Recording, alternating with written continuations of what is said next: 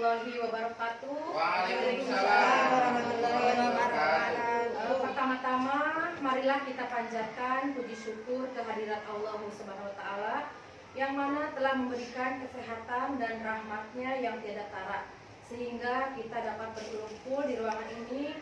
Kemudian sholawat serta salam kita panjatkan kepada junjungan kita Nabi besar Muhammad Sallallahu Alaihi Wasallam sehingga kita menjadi umatnya sampai akhir zaman. Amin. Yang terhormat Ibu Kepala Sekolah SD Sukagale, yang terhormat Bapak dan Ibu Guru yang telah sudi meluangkan waktunya untuk hadir pada kegiatan kali ini. Sebelumnya, izinkan saya mengucapkan terima kasih kepada Ibu Kepala Sekolah dan rekan guru semua yang telah sudi hadir pada kegiatan ini, yaitu kegiatan diseminasi membangun budaya positif di sekolah. Baiklah, Bapak dan Ibu Guru, tanpa memperpanjang waktu, kita mulai saja kegiatan kita ini dengan mengucapkan bismillah bersama-sama. Bismillahirrahmanirrahim. Nah, Bapak Ibu Guru, sebelum kita melakukan pembelajaran atau diseminasi kita kali ini, baiknya kita ice breaking dulu ya, biar Bapak dan Ibu Guru semangat. Ya, kita boleh sambil bernyanyi ya. Ya, Bu. Ya, silakan. Tangan ke atas menggapai bintang, tangan ke samping burung yang terbang, tangan ke depan ikan berenang, duduk yang rapi siap berdoa. Takut sambil bernyanyi. Dikutak, gulung-gulung, tangan digulung. Di pagar bundar, kanan, kiri, atas, bawah, siap berdoa. Satu jari kanan, satu jari kiri, kita menjadi dua, buat jembatan panjang. Dua jari kanan, dua jari kiri, gabung menjadi empat, buat kamera cekrek. Tiga jari kanan, tiga jari kiri, gabung menjadi delapan, buat telinga. Lima jari kanan, lima jari kiri, gabung menjadi 10, siap berdoa. Tangan ke atas menggapai bintang, tangan ke samping burung yang terbang, tangan ke depan ikan berenang, duduk yang rapi siap berdoa. Takut-takutan tangan diputar, gulung-gulung tangan digulung, ular melingkar di pagar bundar, kanan, kiri, atas, bawah, siap berdoa. Satu jari kanan, satu jari kiri, gabung menjadi dua, buat jembatan panjang. Dua jari kanan, dua jari kiri, gabung menjadi empat, buat kamera cekrek. Tiga jari kanan, tiga jari kiri, gabung menjadi 6, buat menara. Empat jari kanan, empat jari kiri, gabung menjadi 8, buat telinga. Lima jari kanan, lima jari kiri, gabung menjadi 10, siap berdoa. Terima kasih ya. Tepuk tangan buat kita semua.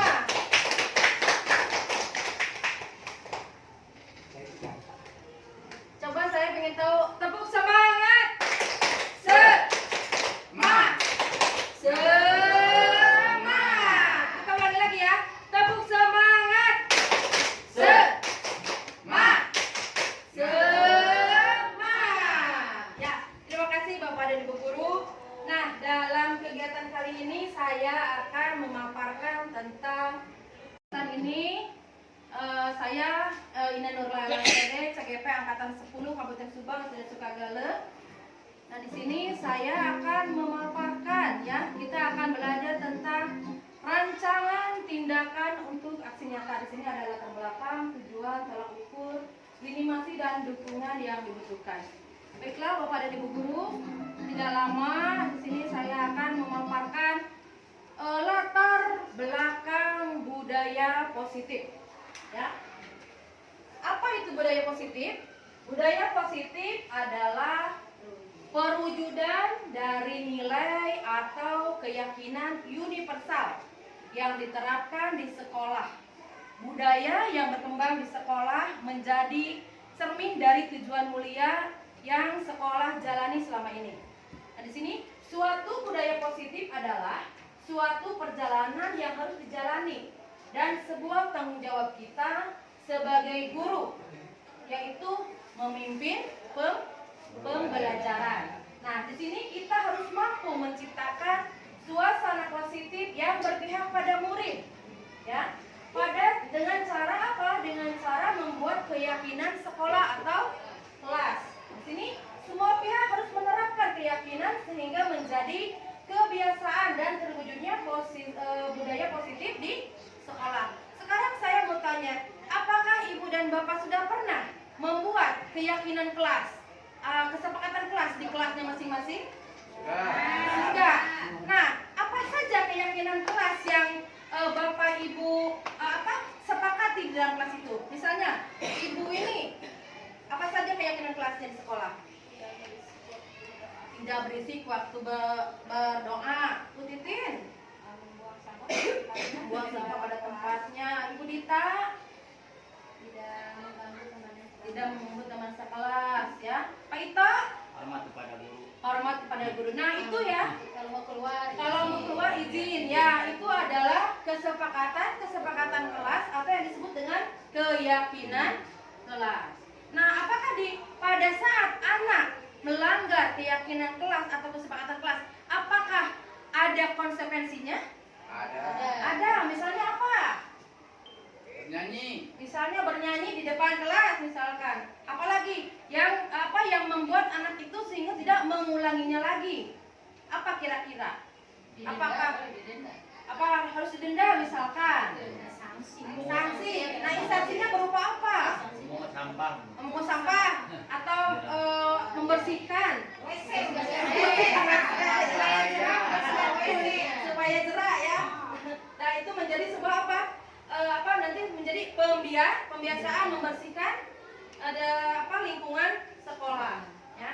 Nah, di sini kebiasaan yang terwujud menjadi terjadinya budaya positif di sekolah.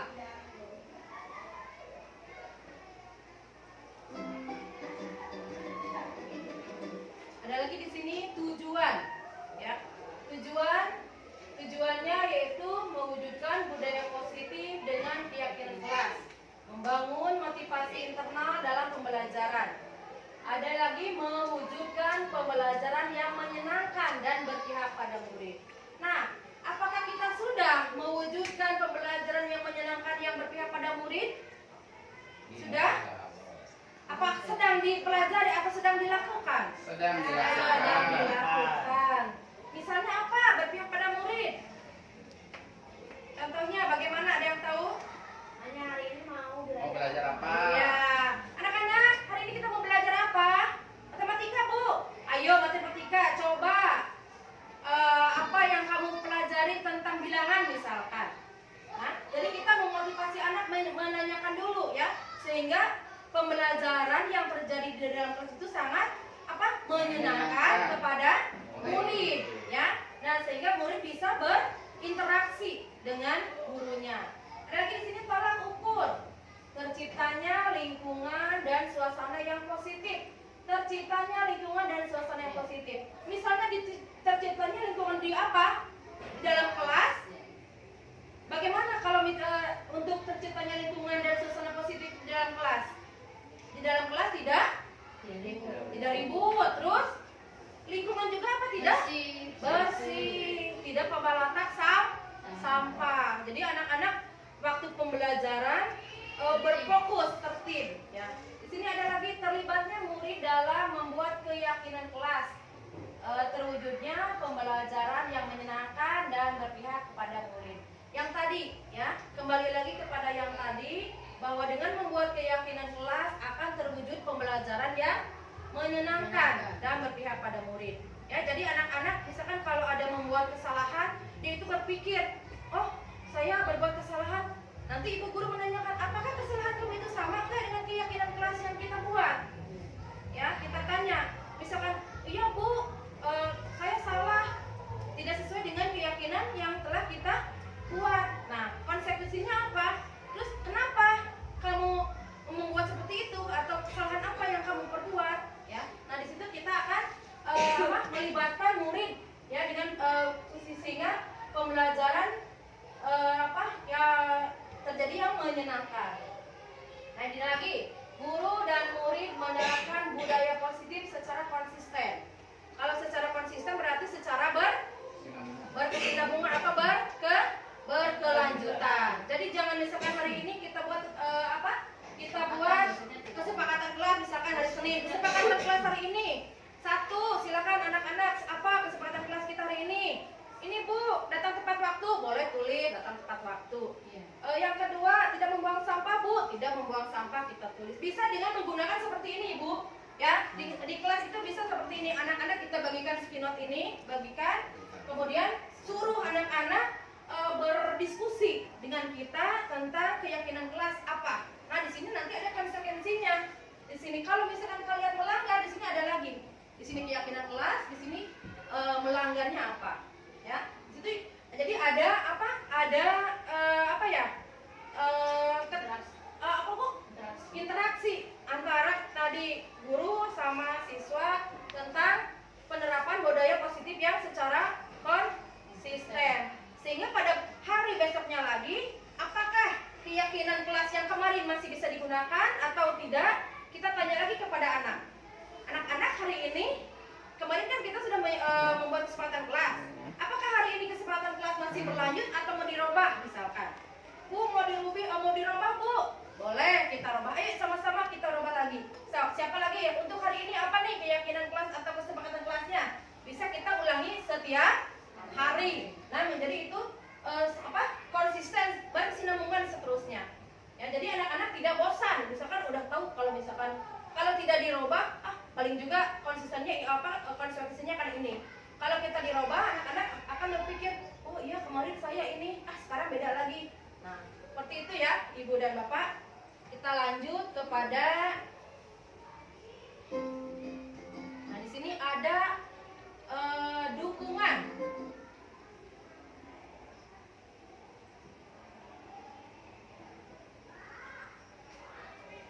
Ada dukungan yang dibutuhkan. Dukungan yang dibutuhkan dalam budaya positif kita di sini adanya suatu kerjasama dan kolaborasi ya antara kepala sekolah, rekan sejawat, murid, orang tua dalam penerapan keyakinan kelas. Ya, pasti harus ada kolaborasi. Kalau misalnya kita tidak bekerja sama dengan kepala sekolah, apakah itu akan terwujudnya budaya positif? Tidak, ya. Begitupun dengan teman sejawat. Kalau kita hanya sendiri dan teman sejawatnya hare-hare atau diam-diam wae, itu tidak akan menjadi terwujudnya budaya positif. Orang tua pun begitu, murid pun sama, ya. Jadi yang intinya itu kita bekerja sama dan berkolaborasi antara kepala sekolah, rekan sejawat, murid, dan orang tua dalam penerapan keyakinan kelas. Ada lagi di sini alat dan bahan, misalnya seperti karton, sticky note, pulpen, dan ATK lainnya. Yang seperti ini ya, ada karton, ada sticky note, pulpen, dan yang lainnya. Dan yang terutama ini komitmen, ya, komitmen bersama untuk mewujudkan budaya positif melalui keyakinan kelas. Komitmen itu apa? Komitmen itu ada kesepakatan. Jadi kalau misalkan kepala sekolah, ayo kita kita adakan atau kita kita wujudkan budaya positif. Kalau misalkan kepala sekolah sendiri itu tidak akan terwujud.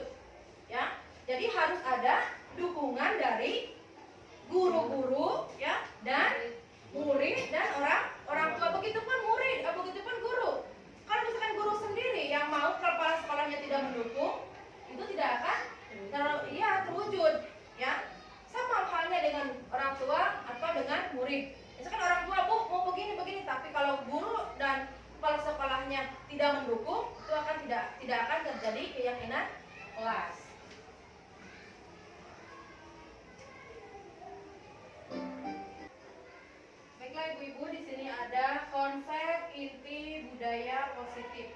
Di dalam budaya positif di sini ada perubahan paradigma belajar, disiplin positif, nilai-nilai kebajikan, kebutuhan dasar manusia, motivasi perilaku manusia, ada posisi kontrol guru, ada keyakinan kelas dan segitiga restitusi. Nah, di sini apa itu pembelajaran dengan paradigma baru? Pembelajaran dengan paradigma baru yaitu pembelajaran dengan paradigma baru merupakan pembelajaran yang dirancang berdasarkan prinsip pembelajaran berdiferensiasi, ya, sehingga para peserta didik belajar sesuai kebutuhannya berdasarkan tahap perkembangan sesuai teori psikolog modern untuk mewujudkan profil pelajar Pancasila. Nah, di sini profil pelajar Pancasila itu ada apa saja? Yang kesatu apa? Beriman, bertakwa kepada Tuhan Yang Maha Esa dan berakhlak mulia. Ada lagi apa? Mandiri. Ada bergotong royong. Ada lagi bernalar kritis, kreatif, dan apa? Yang terakhir berkebinekaan global. Ya, di sini ada miskonsepsi tentang teori kontrol. Di sini ada ilustrasi guru mengontrol murid. Misalkan guru mengontrol murid itu di kelas, kamu harus seperti ini, kamu harus seperti ini, tidak boleh seperti itu. Nah, itu mengontrol anaknya. Jadi apa? Keinginan guru hanya mengutamakan keinginan guru saja, ya. Jadi keinginan murid tidak direspek sama ibu gurunya. Di sini ada lagi ilusi bahwa semua penguatan positif, efektif dan bermanfaat. Ya. Ada lagi di sini apa? Ilusi bahwa kritik dan membuat rasa bersalah mampu menguatkan karakter. Ada di sini ilusi bahwa orang dewasa berhak memaksa. Nah, jadi guru memaksa kepada anak didiknya. Kamu itu harus seperti ini, jangan begini, jangan begitu. Nah, itu termasuk tidak kepada yang tadi, kepada profil pelajar Pancasila? Tidak. Karena apa? Karena memaksakan kehendak guru, ya. Jadi anak mau apa tidak boleh. Nah, itu adalah miskonsepsi, ya, tentang teori kontrol. Nah, di sini ada merubah paradigma stimulus ke pendekatan teori kontrol. Di sini ada respon stimulus. Di sini ada realitas. Ya, realitas itu kebutuhan kita semua. Ada semua orang melihat hal yang sama. Ya, kita mencoba mengubah orang agar berpandangan sama dengan kita. Berperilaku buruk dilihat sebagai suatu kesalahan. Dan lagi di sini orang lain bisa mengontrol saya. Di sini saya bisa mengontrol orang lain. Dan pemaksaan ada pada saat rujukan yang gagal. Ini ada model berpikir menang atau kalah. Kalau dilihat dari teori kontrol, yaitu di sini realitas itu sebagai kebutuhan yang berbeda. Ya, setiap orang memiliki gambaran yang berbeda. Terus kita memahami, berusaha melihat orang lain tentang dunia. Semua perilaku memiliki tujuan. Nah, hanya ada yang bisa mengontrol diri Anda, dan Anda tidak bisa mengontrol orang lain. Nah, di sini kolaborasi dan konsensus menciptakan pemilihan baru serta model berpikir yang berpikir menang-menang. Ya.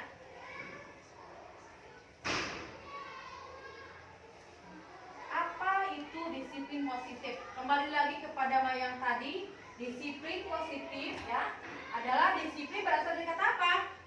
Berasal dari kata disiplina yang artinya belajar. Nah, di sini disiplin Nemkom, ya, kode disiplin diri yang memiliki tanggung jawab yang dilakukannya berdasarkan nilai-nilai yang diyakini.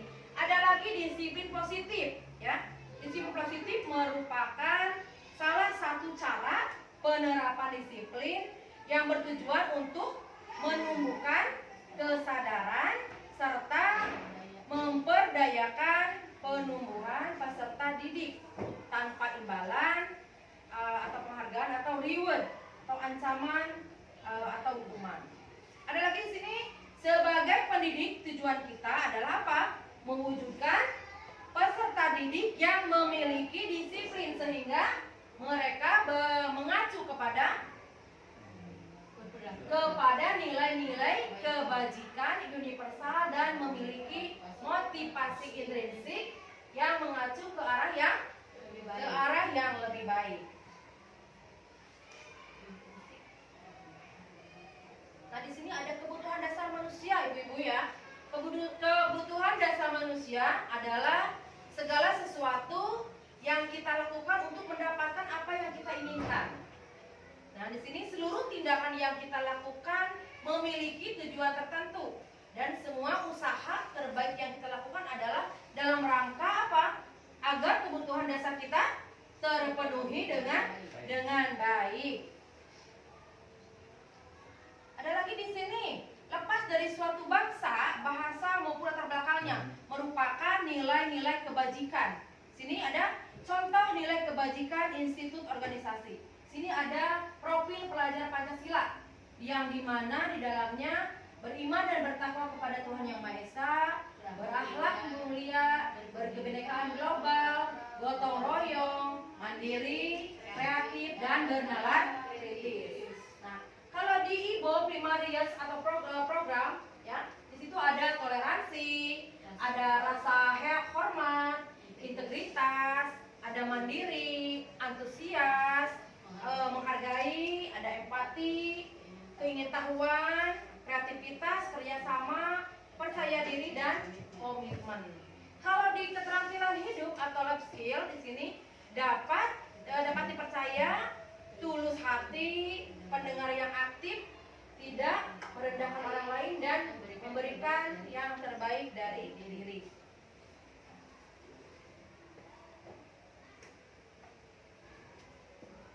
Nah, di sini ada 5 kebutuhan dasar manusia. Ya, 5 kebutuhan dasar manusia itu ada bertahan hidup, kasih sayang dan rasa diterima, ada penguasaan, ada kebebasan, dan ada kesenangan. Di mana untuk bertahan hidup itu ada apa? Ada makanan, pakaian, tempat tinggal, keamanan, dan kesehatan. Kalau misalkan dikasih sayang dan rasa diterima, ada apa saja di sini? Ada ingin dipedulikan, ya, berbagi, bekerja sama, terus menjadi bagian dalam kelompok, yaitu merasa diterima, ya, di kelompok itu. Dan lagi di sini penguasaan. Di penguasaan ini ada harga diri, keinginan untuk dianggap, memimpin, berprestasi, diakui, dan didengar. Dan lagi di sini kalau kebebasan. Kebebasan di sini ada mandiri, memiliki pilihan, mencoba hal baru, mampu mengendalikan arah dirinya. Kalau di kesenangan, sini ada bermain, humor, ada antusiasme, dan tertawa. Nah, itu termasuk ke dalam kebutuhan dasar manusia. Nah, di sini motivasi perilaku manusia untuk apa? Kalau motivasi ekstrinsiknya di sini apa? Untuk menghindari ketidaknyamanan hukuman dan untuk mendapatkan imbalan atau penghargaan dari orang lain. Sehingga di sini ada motivasi intrinsik. Apa itu motivasi intrinsiknya? Untuk menjadi orang mereka yang diinginkan dan menghargai diri sendiri dengan nilai-nilai yang mereka percayai. Nah, di sini ada hukuman, konsekuensi, dan restitusi. Nah, di sini apakah ibu pernah menghukum anak di kelas? Contohnya apa? Ada gitu ya? Pernah gitu. Nah, apakah itu hukuman itu apakah anaknya nantinya akan seperti apa atau berkelanjutannya seperti apa? Sudah ada ke depannya gitu apa? Nanti ibu akan, kalau dihukum ini anak itu akan bagaimana? Terus nanti ke depannya anak itu akan berpikir bagaimana tentang kita, ya. Dan di sini hukuman itu ya tidak termasuk tiba-tiba, ya, atau tidak terencana.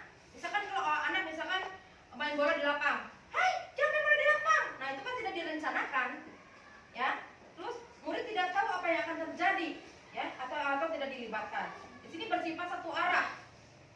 Bersifat satu arah tuh guru memarahi anak gitu ya. Sedangkan anak tidak tahu nih apa kesalahannya. Ya, terus di sini ada berupa fisik atau fisikis. Misalkan anak berbuat salah, nyubit. Kamu tuh ya, gitu, atau lepok, main tangan atau pakai alat gitu ya. Nah, di sini ada konsekuensi, ya. Konsekuensi terencana yang disepakati sesuai peraturan. Ya, murid tetap dibuat tidak nyaman dan sikap guru selalu memonitor murid. Ada lagi restitusi. Nah, di sini proses menciptakan kondisi bagi murid untuk memperbaiki kesalahannya. Ada lagi di sini proses kolaboratif yang mengajarkan murid untuk mencari solusinya sendiri. Nah, di sini ada 5 posisi kontrol guru. Ada 5 posisi kontrol guru. Di sini hukum. Ada sebagai pembuat merasa bersalah, ada sebagai teman, dan ada sebagai pemantau serta sebagai manajer. Nah, kira-kira di kelas ibu sebagai apa? Apakah sebagai penghukumkah? Apa sebagai pembuat merasa bersalahkah? Atau sebagai teman, pemantau atau manajer? Kalau penghukum misalnya bagaimana? Kamu keterlambat. Ayo, di belakang, hormat, di depan. Angkat kakinya, pegang telinganya. Itu disebut penghukum. Nah, kalau misalkan pembuat rasa bersalah bagaimana? Misalkan anak datang terlambat. Kenapa kamu datang terlambat? Misalkan kamu datang terlambat, nanti bagaimana kalau ibu dimarahin sama kepala sekolah? Jadi seolah-olah kita merasa anak itu berbuat salah. Nanti ibu yang ditegur sama kepala sekolah. Ya, nah itu disebut apa? Pembuat merasa bersalah. Ada lagi sih dengan teman 5 positif kontrol sebagai teman. Misalkan kamu baru datang, kenapa sih emang malam tidurnya jam berapa? Nah itu kan kayak seperti teman, ya. Ada lagi di sini pemantau. Bagaimana pemantau? Kamu itu kenapa datang terlambat? Misalkan. Ya, jadi bahasanya tidak terlalu menyudutkan kepada anak. Lagi manajer. Kalau manajer itu ditanya, jam berapa ini? Kenapa kamu terlambat? Jadi dari posisi kontrol guru sebagai manajer itu harus benar-benar menjadi seorang manajer. Ya. Ada lagi di sini. Oh, karena gaya bahasanya. Ya. Nah di sini lihat, di sini ada contoh penerapan 5 posisi guru. Di sini kasus siswa tidak memakai atribut saat upacara bendera. Nah kalau di sini kalau penghukum misalkan hormat pada bendera 1 jam, ini sebagai hukuman. Ya, ada lagi pembuat rasa bersalah. Kalau di pembuat rasa bersalah akan bertanya, berapa kali ibu dan bapak harus memberitahu kamu? Kamu selalu saja mengecewakan ibu dan bapak. Ada lagi di sini sebagai sebagai teman. Ayo dong, ikuti aturan sekolah misalkan. Tolong bantu ibu dan bapak ya sekali ini. Ya sudah, tidak apa-apa. Lain kali jangan sampai berbuat seperti ini lagi ya. Dan lagi sebagai pemantau, kamu sudah melanggar pelanggaran sekolah. Kamu tahu konsekuensinya. Nah, setelah upacara kamu beli atributnya ke koperasi dan jangan diulangi lagi. Kalau ada sebagai manajer. Nah, sebagai manajer adalah apa kamu tahu kesalahanmu? Kira-kira bagaimana kamu memperbaiki kesalahanmu? Ini skip dulu. Ada. Kamera action. Ya, di sini ada keyakinan kelas. Nah, seperti yang tadi ya. Mengapa keyakinan kelas bukan peraturan kelas? Ya. Nah, di sini ada pembentukan keyakinan kelas. Di sini bersifat abstrak. Ya, berupa pernyataan universal dan dibuat dalam pernyataan positif. Nah, sedikit saja agar mudah diingat. Jadi kesepakatan kelas jangan terlalu panjang.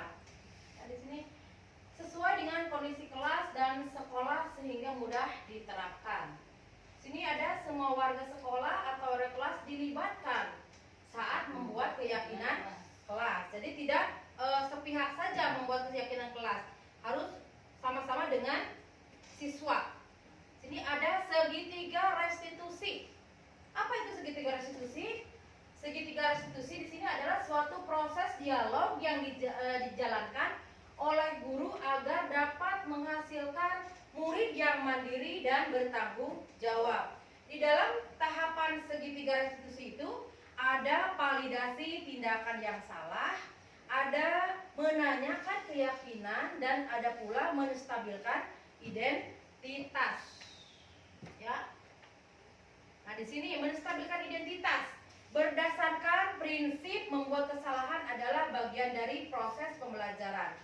Dan di sini hasilnya akan membuat salah itu wajar, ya. Tidak ada manusia yang sempurna. Ibu atau bapak juga pernah melakukan itu. Dan pula ibu dan bapak tidak akan mencari siapa yang salah, tapi ibu dan bapak akan mencari solusi dari permasalahan ini. Dan di sini kamu berhak merasa begitu. Nah, di situ adalah menstabilkan identitas. Di sini ada lagi contoh validasi tindakan yang salah. Ya, pada prinsipnya setiap perilaku berupaya mempunyai suatu kebutuhan tertentu. Dan di sini ada pernyataan, kamu pasti punya alasan mengapa melakukan hal seperti itu. Padahal kamu bisa melakukan yang lebih buruk dari ini ya. Ada lagi, kamu patut bangga karena telah melindungi sesuatu yang penting buatmu. Ada lagi di sini, kamu melakukannya karena mempertahankan sesuatu yang penting bagimu. Itu termasuk kepada validasi tindakan yang salah. Nah, di sini ada yang menanyakan keyakinan. Berdasarkan prinsip terkontrol bahwa pada dasarnya kita memotivasi secara intrinsik. Di sini ada pernyataan, apa keyakinan kelas kita? Terus nilai-nilai apa yang telah disepakati bersama? Seperti apa gambaran sebuah kelas yang ideal menurut kamu? Ada lagi, kamu ingin menjadi orang yang seperti apa? Itu termasuk kepada keyakinan atau menanyakan keyakinan. Nah, di sini ibu-ibu dan bapak ada contoh saya melakukan keyakinan dengan di kelas saya.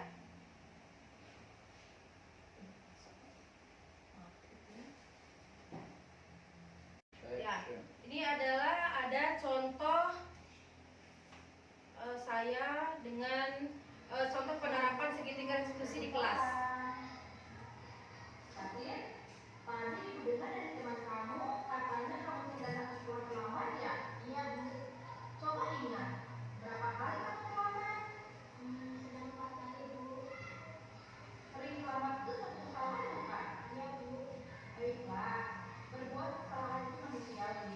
Setiap orang pasti pernah berbuat kesalahan. Yang terpenting kita bisa belajar dari kesalahan tersebut dan berusaha untuk memperbaikinya.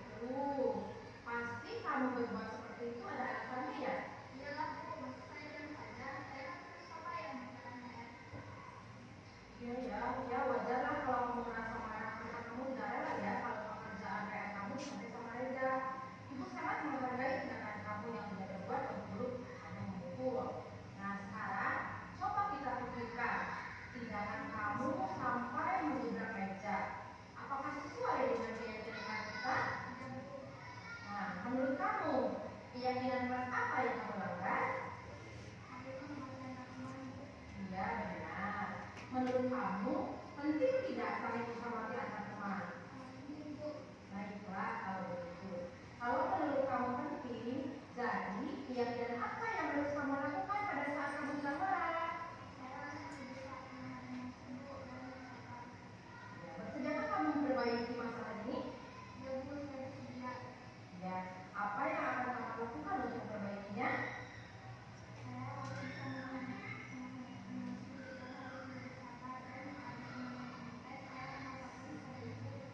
Iya Nazila, tindakan kamu tepat. Ibu harap Nazila lebih giat dan semangat lagi dalam belajarnya ya. Ya, sama-sama. Assalamualaikum warahmatullahi wabarakatuh. Nama saya Nisla dari kelas 6A. Saya senang sekali belajar teknik visual hubungan untuk dapat mengendalikan diri dari amarah karena perilaku teman saya di kelas. Dan saya harus banyak belajar, bersabar, dan dapat menikmati teman-teman. Ya, itu adalah contoh penerapan segitiga restitusi. Nah, sekarang saya mau bertanya, apakah ibu dan bapak bisa menerapkan segitiga restitusi pada anak-anak kita? Insya Allah. Insya Allah ya. Nanti untuk kedepannya, jadi kita jangan langsung menghukum. Jadi kita tanya dulu apa alasannya, ya. Nah itu seperti tadi ada segitiga restitusi. Nah untuk materi kali ini mungkin hanya sampai sini.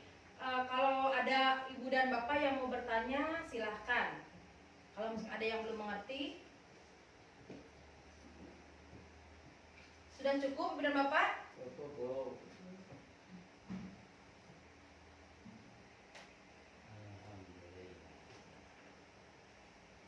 Kalau tidak ada, mungkin tidak ada pertanyaan. Ya, saya ucapkan terima kasih kepada ibu dan bapak yang sudah sudi meluangkan waktunya pada kegiatan hari ini. Marilah sama-sama kita tutup dengan membacakan Alhamdulillah. Terima kasih kepada semuanya. Wabillahi taufiq wal hidayah. Wassalamualaikum warahmatullahi wabarakatuh. Waalaikumsalam.